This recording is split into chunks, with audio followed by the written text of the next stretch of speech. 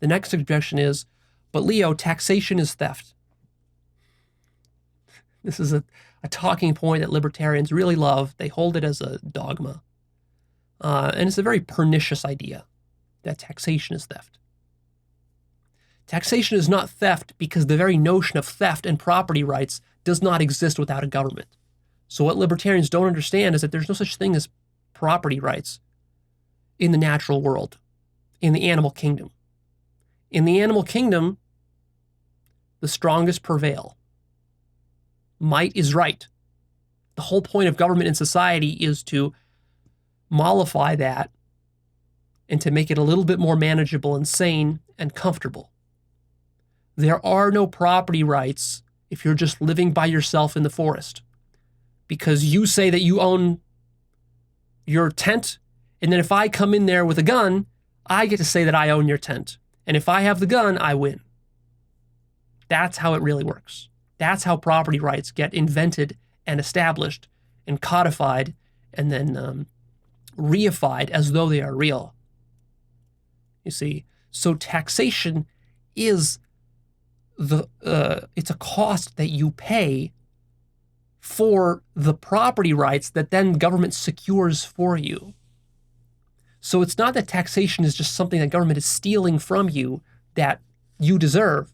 Rather, your ancestors gladly made the trade-off between paying a little bit of taxation for the safety and security and property rights that government provides, rather than living in a fucking jungle where anybody could come and enslave you, rape you, rob you at gunpoint, as long as they were stronger and bigger than you and had more power and more technology than you and more people than you. See? So this is a very reasonable trade-off. Also, when you say that taxation is theft, you're completely ignoring all the benefits that government provides to you, such as roads, bridges, military protections, postal services, and many, many other things. You know, natural disaster relief. Who's going to protect you from a hurricane or from a wildfire or from an earthquake or from a terrorist attack when it happens? Who?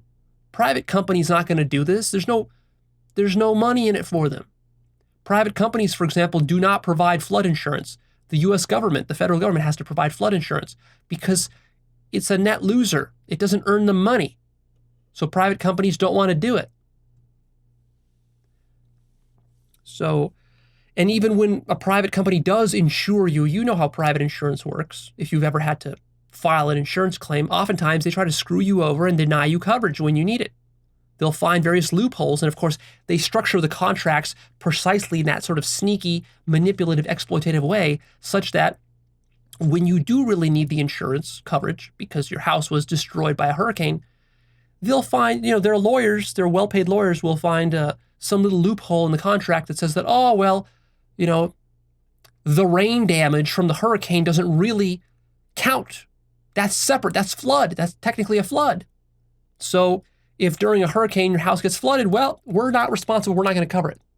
That's the kind of shenanigans that these insurance companies will play, you see. And so just think about how problematic this is if this is left unchecked.